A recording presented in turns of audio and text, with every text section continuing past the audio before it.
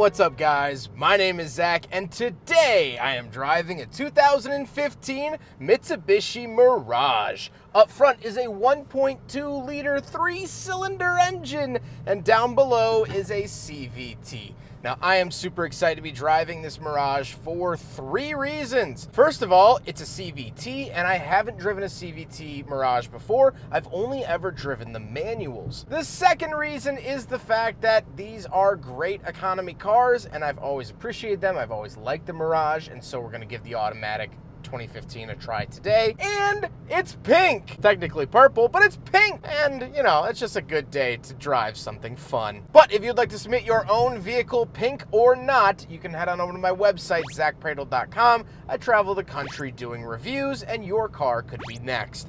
But let's get back to that 1.2 liter inline 3 under the hood. Well, that was the standard Mirage engine throughout its entire run here in the United States. Now, the Mirage, unfortunately, here as of 2024, is getting canceled. Don't worry, they didn't tweet something bad. It's just Mitsubishi isn't going to make them anymore. But they always had the 1.2 liter 3-cylinder making 74 horsepower. Are they fantastic, wonderful, powerful, pack-a-punched engines? No, not even close, but they are efficient, and the owner gets around 38 miles to the gallon in the city and around 40 on the highway. Like I said, paired to it is a CVT, meaning continuously variable transmission. I definitely prefer the manual in pretty much every scenario. The manual really livens up the car, makes it more engaging, and you get to choose what gear you're in. This just feels kind of slushy, kind of laggy, like room temperature porridge. I'm just not a fan. Last but not least about the drivetrain, specifically, of course, the Mitsubishi Mirage is front-wheel drive. So how does it feel to drive the CVT Mirage? Well, like I said, there is a little bit of that jerkiness, a little bit of that hesitation for sure. But overall, it's not a bad driving experience. It's not exciting.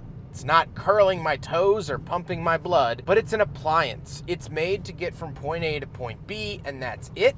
And it does it efficiently without causing too much fuss. You wouldn't really rate a blender on how soothing to the ears it is, and so you can't rate a Mirage on how good it drives. It drives at all. And that's the main point. With that stuff out of the way, let's talk about the interior. Well, in front of me, I have 3 gauges. Off to the left is my tachometer. In the center is my speedometer, along with fuel economy and things like that. And off to the right are my warning lights. On the steering wheel, on the left, we have our volume mode and skip track, as well as phone options. And off to the right, we have our cruise control options. The overall steering wheel is a very hard plastic, not very luxury there, but again, the Mirage isn't luxury. Off to the left, we do have a climate control vent, as well as our power mirrors and traction control off. And moving on to the door, we have our lock and unlock and power windows. Moving into the center, 2 climate control vents surrounding the hazard switch. Our infotainment system, simple things like radio, media, phone, and volume found here. Nothing too crazy, and it does not have a backup camera, because they weren't legally required for another 3 years. Down below, we do have our climate controls. Temperature off to the left, fan speed off to the right, and where to send it in the center. Nothing too crazy or new there. Then we do have a 12-volt outlet, a little cubby, and our heated seat controls. So this car has been upgraded several times since the owner, Carl, has had it. He put in the heated seats from an upper trim. He put the cruise control from an upper trim and the radio from an upper trim vehicle. Just so you're aware, this was Mirage stuff, but just not this particular Mirage. And then we do have cup holders. So we will do a big friggin' bottle test here in the 2015 Mirage. But just like every Mirage before it, and I assume every Mirage after it, it also fails. Then we do have the shifter. It is a sort of jigsaw style shifter here in the Mirage. I don't mind it. It's controlling that CVT, and you know, that's fine. Then we have the handbrake and the seats. Like I said, the seats are from an upper trim with the heated seats available in it. They are okay. They're hard. They are hard seats. They're not very kind to my bottom, but that's okay. Not everything has to be.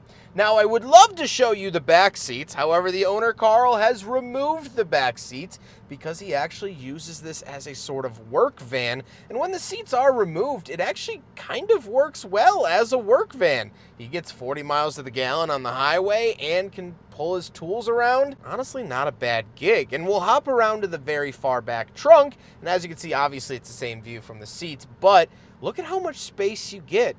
Kind of interesting, and I'll say it, kind of impressive. Now we gotta talk about the looks, and obviously the main reason I wanted to drive this is because this Mirage is finished in plasma purple, which is pink. I don't know who at the Mitsubishi factory named it, but they should definitely get their eyes checked because this is 100% a pink vehicle. But I love it. I love when cars come in crazy colors, and the Mirage was always good at that. They always had really cool color options when it came to the Mirage, whether that be a bright sunshine yellow or the electric lime style green, or of course this plasma purple. Visually, I could care less, honestly. I think the nose is a little bland, but they gave it a facelift the next model year, so I can't really complain too much. With all of that being said, let's get on to my final thoughts. What do I think driving a 2015